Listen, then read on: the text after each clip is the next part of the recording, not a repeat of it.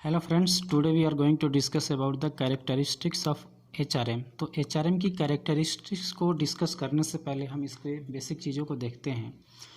देखिए, इसको एक बार पढ़ते हैं। It is rightly said that nothing moves unless a piece of paper moves and no paper moves unless a person moves. तो देखिए, कोई भी चीज़ है उसको मूव करने के लिए पेपर को मूव करना है, यानी कि डॉक्यूमेंट को मूव करना आवश्यक होता है। जैसे कि गवर्नमेंट सेक्टर को ही ले लीजिए, कोई भी प्रोग्राम बनता है, कोई भी प्लान बनता है, या कोई भी प्रोजेक्ट है, कोई भी इंफ्रास्ट्रक्चर है, तो पेपर पे पहले उसका प्रोजेक्ट तैयार किया जाता है, सब कुछ उसका सैंक्शन लिया जाता है, ठीक है ना, एनओसी लिया जाता है, ठीक है। तो ये सारी चीज़ें पेपर में होती है, और पेपर में तो पेपर जब मूव करेगा तो प्रोजेक्ट भी मूव करेगा। हाँ, लेकिन सबसे इम्पोर्टेंट बात क्या है कि पेपर भी कैसे मूव करेगा जब तक आदमी मूव नहीं करेगा। तो जो आदमी वहाँ पे है उसको मूव करना ज़रूरी है, और आदमी मूव कैसे करेगा? जब वो मोटिवेटेड होगा। मूव करना यानी कि वो काम करेगा, है ना। जब मोटिवेटेड होगा तो वो अपना मैक्सिमम आउटपुट देगा, ठीक है ना। Even if there is a total automation in the organization will require a person to operate it. Okay, automation होने पे भी आदमी की ज़रूरत पड़ेगी। Man is vital among other resources. तो जितने भी रिसोर्सेज है उसमें जो मैन है वो ज़्यादा वाइटल है ना। जो मेन मशीन मटेरियल जो भी रिसोर्सेज है एक ऑर्गेनाइजेशन के लिए, उसमें मैन जो है, मैन यानी कि यहाँ पे जो उसका एम्प्लॉय है, जो पर्सनल है, वो काफ़ी इंपॉर्टेंट है, वाइटल है। Therefore right person at right place in right time is inescapable requirement for an organisation. तो राइट आदमी को राइट प्लेस पे और राइट टाइम पे होना चाहिए, है ना। ये नहीं कि किसी का स्किल कुछ और है और उसको किसी और काम में लगा दिया, और उसको राइट प्लेस पे भी होना चाहिए, है ना, और राइट टाइम पे भी होना चाहिए, ठीक है ना। और ये सब चीज़ें इनएस्केपेबल है ना, बहुत ही इम्पोर्टेंट है। और for what it is important? To produce optimum outcome effectively and efficiently. जो भी आउटकम है इसके लिए राइट पर्सन का राइट टाइम पे और राइट प्लेस पे होना ज़रूरी है, ठीक है ना। आई थिंक आप समझ गए होंगे। उसके बाद में all types of organisation are required human resources for smooth functioning, whether it is profit और नॉन प्रॉफिट, गवर्नमेंट और नॉन गवर्नमेंट ऑर्गेनाइजेशन। तो कोई भी ऑर्गेनाइजेशन हो वहाँ पे मैन पावर की ज़रूरत होगी, ठीक है ना। फिर वहाँ पे एचआरएम की ज़रूरत पड़ेगी। Thus HRM is embedded with many characteristics which a manager is required to know. तो बहुत सारे जो कैरेक्टरिस्टिक्स है एचआरएम का, उसको जो मैनेजर है उसको ज़रूरी है जानना। तो सबसे पहले जो कैरेक्टरिस्टिक्स है क्या है? It is an art and science. It is an art and science. The art and science of HRM is Indeed very complex. HRM is an art of managing people. तो आर्ट कैसे है कि लोगों को manage करना है, लोगों से काम करवाना है बाई हुक और क्रुक, ठीक है ना। It is an art to get the job done in effective and efficient manner, ठीक है ना। और इसके लिए साम दान दंड भेद सभी चीज़ें अपनाई जाती है। It is science because of the precision and rigorous application of theory that is required. और इसमें मैनेजमेंट में कई सारी थ्योरी की ज़रूरत पड़ती है, बहुत सारे एप्लीकेशंस की ज़रूरत पड़ते हैं, इसलिए साइंस भी है, ठीक है। इट इज़ परवेसिव, मतलब कि यूनिवर्सल है, हर जगह है। मैनेजमेंट हर जगह है, चाहे वो किसी भी ऑर्गेनाइजेशन में चले जाइए, चाहे वो किसी भी लेवल में चले जाइए, चाहे टॉप लेवल मैनेजमेंट में चले जाइए या लोअर लेवल में चले जाइए, या आप फैमिली में देख लीजिए, एक छोटे ऑर्गेनाइजेशन में देख लीजिए, एक बड़े ऑर्गेनाइजेशन में देख लीजिए, ये परवेसिव है, हर जगह है। It covers all levels of management, also applicable for all departments और sections.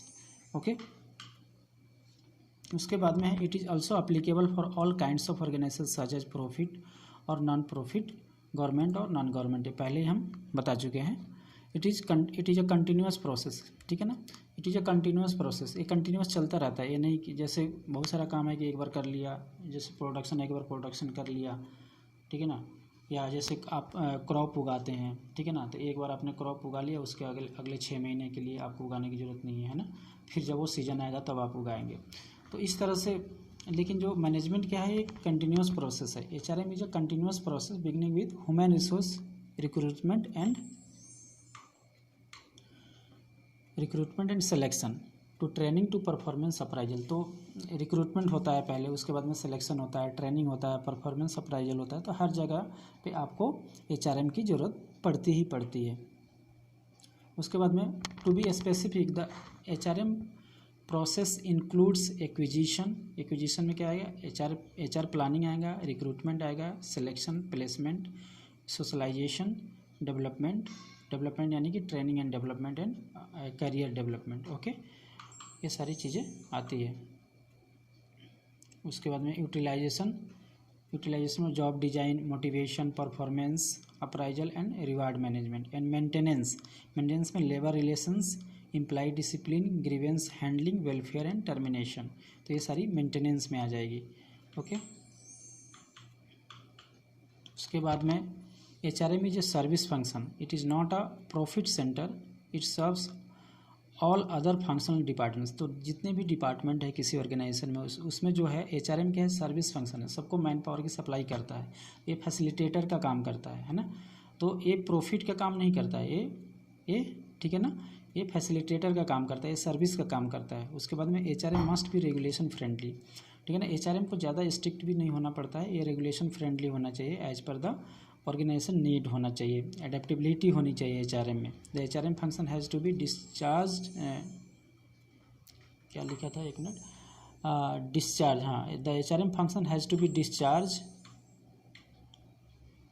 Discharge in a manner that legal dictates are not violated. जो भी लीगल डिक्टेट्स है, जो भी प्लान एंड पॉलिसीज है, जो भी प्रोसीजर है, उसको वायलेट नहीं करना है। The Mantra should be the equal opportunity and equal pay for all, है ना। उसमें कोई भी बायस नहीं होना चाहिए, कोई भी प्रिजुडिसेस नहीं होनी चाहिए।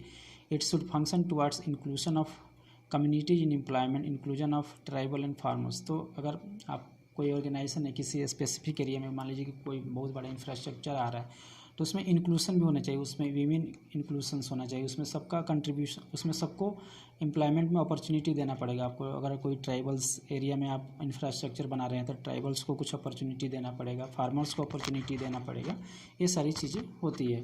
Women employment should also be promoted. Okay, human rights should be taken care of. ऐसा नहीं है कि ह्यूमन राइट्स का वायलेशन हो, उसका भी ध्यान रखना है।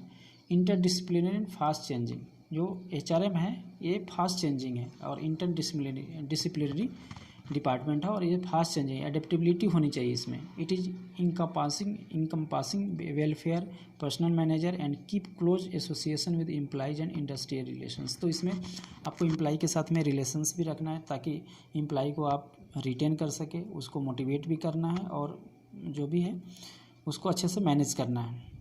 वेलफेयर भी देखनी है आपको। It is multi disciplinary activity utilising knowledge and inputs from psychology, sociology, economics etcetera. तो इसमें जो HRM है, इसमें कई सारे जो डिपार्टमेंट, कई सारे जो डिसिप्लिन है, उसके नॉलेज को आपको इनका पास करना, उसको एक साथ मिला करके आप यूटिलाइज करना। जैसे साइकोलॉजी, यानी कि मान लीजिए कि आपको साइकोलॉजी पढ़ने आना चाहिए। कोई एम्प्लॉय मान लीजिए कि कम परफॉर्म कर रहा है, तो क्यों कर रहा है, आप उसका मूड देख सकते हैं, हाँ इसका मूड आज ठीक नहीं है, तो आप ये जानने की कोशिश करो क्यों नहीं ठीक है। सोशियोलॉजी है ना, और इकोनॉमिक्स का तो यूज होना ही होना है। ये सारी चीज़ें हैं जो कि, और इसके अलावा भी बहुत सारी चीज़ें हैं जो नॉलेज है हमारा उसमें यूज होता है। और मैनेजमेंट में क्या है, इसमें सीखते जाते हैं और करते जाते हैं। It is changing itself in accordance with the changing environment. Okay, it has travelled from exploitation of workers to treating them as a equal partners in the task. तो पहले जब इंडस्ट्रियलाइजेशन हुआ था यूरोप में, तो उस समय क्या था, वर्कर्स से केवल काम लिया जाता था, उनको स्लेव की तरह रखा जाता था। लेकिन जैसे जैसे चेंज हुआ, अभी जो वर्कर्स है, they are not a slave, they are the part of the organisation. Okay,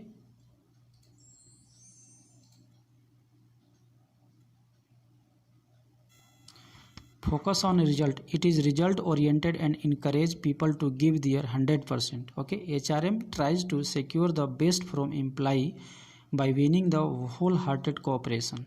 It is process of bringing people and organization together so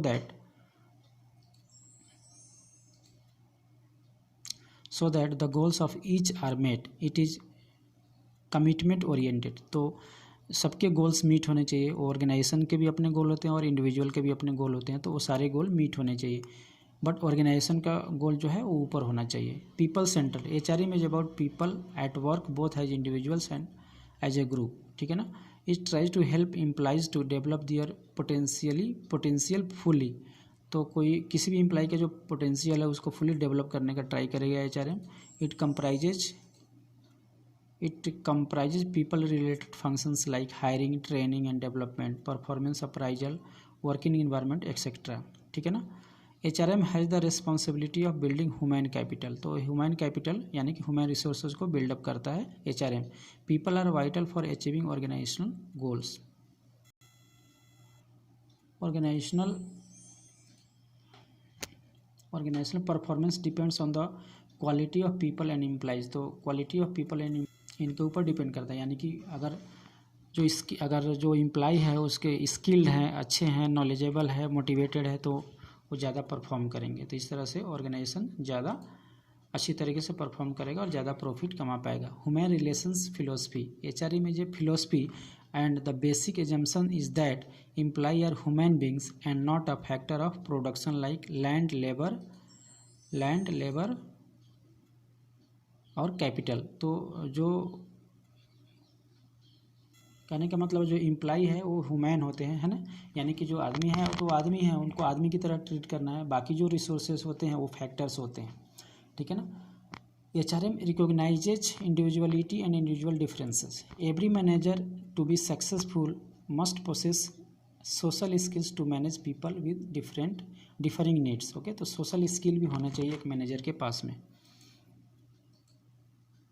N integrated concept, HRM